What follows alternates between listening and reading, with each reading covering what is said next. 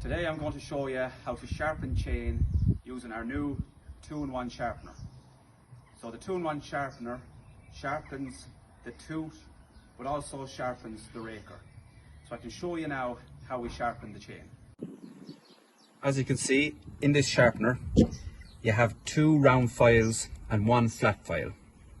The round file does the tooth while the flat file does the raker at the same time. To know which way you're going, you simply follow this simple diagram. That's your diagram there, the chainsaw.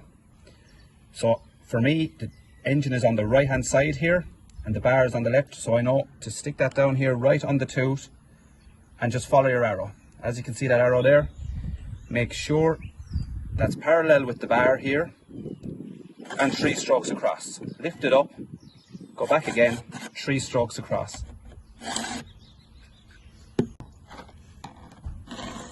And when you're finished sharpening the chain, to change the files, you just flick that open and they just slip out.